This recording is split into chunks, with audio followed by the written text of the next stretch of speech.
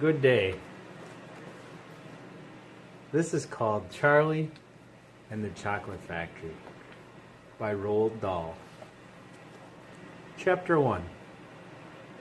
Here Comes Charlie. These two very old people are the father and mother of Mr. Bucket. Their names are Grandpa Joe and Grandma Josephina. And these two very old people are the father and mother of Mrs. Bucket. Their names are Grandpa George and Grandma Georgina. And this is Mr. Bucket. This is Mrs. Bucket. Mr. and Mrs. Bucket have a small boy whose name is Charlie Bucket. This is Charlie. How do you do? And how do you do? And how do you do again? He is pleased to meet you. The whole family, the 6 grown-ups, count them, and little Charlie Bucket live together in a small wooden house on the edge of a great town. The house wasn't nearly large enough for so many people, and life was extremely uncomfortable for them all. There were only 2 rooms in the place altogether, and there was only 1 bed. The bed was given to the 4 old grandparents because they were so old and tired. They were so tired they never got out of it. Grandpa Joe and Grandma Josephina on one side, Grandpa George and Grandma Georgina on this side. Mr. and Mrs. Bucket and little Charlie slept in the other room upon a mattress on the floor.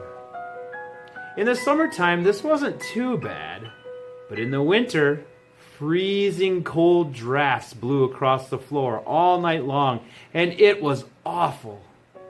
There wasn't any question of them being able to buy a better house or even one more bed to sleep in. They were far too poor for that. Mr. Bucket was the only person in the family with a job. He worked in a toothpaste factory, where he sat all day long at a bench and screwed the little caps onto the tops of the tubes of toothpaste, and after the tubes had been filled. But a toothpaste cap screwer is never paid very much, and poor Mr. Bucket, however hard he worked and however fast he screwed on caps, was never able to make enough to buy 1/2 of the things so large a family needed. There wasn't even enough money to buy proper food for them all. The only meals they could afford were bread and margarine for breakfast, boiled potatoes and cabbage for lunch, and cabbage soup for supper. Sundays were a bit better. They all looked forward to Sundays because then, although they had exactly the same, everyone was allowed a second helping.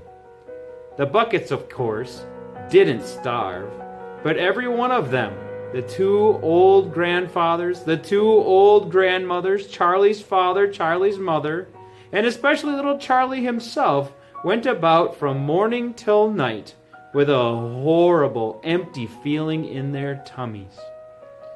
Charlie felt it worst of all, and although his father and mother often went without their own share of lunch or supper so that they could give it to him, it still wasn't nearly enough for a growing boy.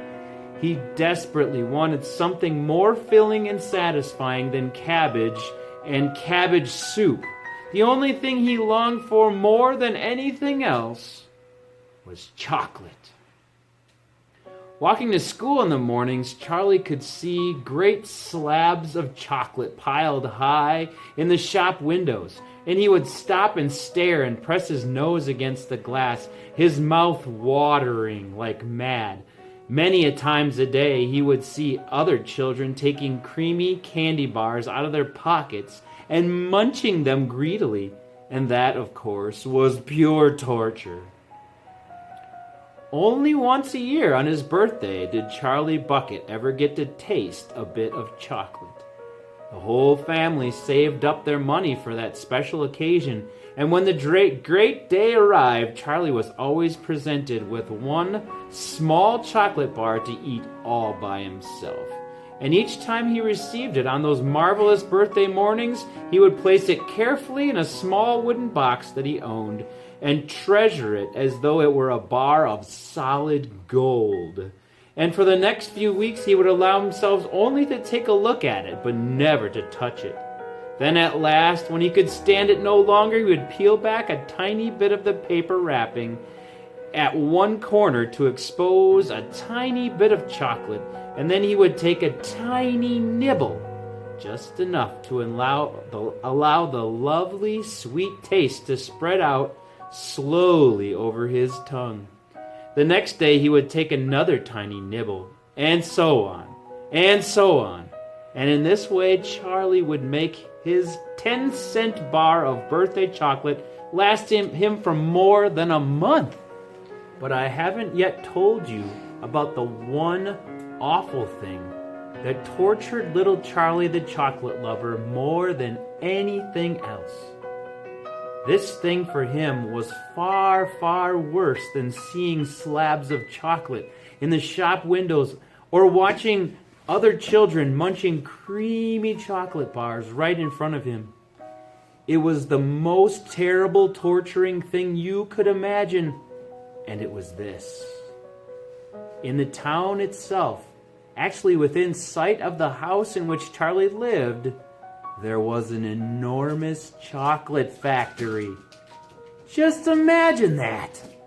It wasn't simply an ordinary enormous chocolate factory either. It was the largest and most famous in the whole world. It was Wonka's factory, owned by a man called Mr. Willy Wonka, the greatest inventor and maker of chocolates there ever has been. And what a tremendous, marvelous place it was. It had huge iron gates leading into it, and a high wall surrounding it, and smoke belching from its chimneys, and strange whizzing sounds coming from deep inside it. And outside the walls, for half a mile around in each direction, the air was scented with the heavy, rich smell of melting chocolate. Twice a day, on his way to and from school, little Charlie Bucket had to walk right past the gates of the factory, and every time he went by, he would begin to walk very, very slowly, and he would hold his nose high in the air and take long, deep sniffs of the gorgeous chocolatey smell all around him. Oh, how he loved that smell. And oh, how he wished he could go inside the factory and see what it was like.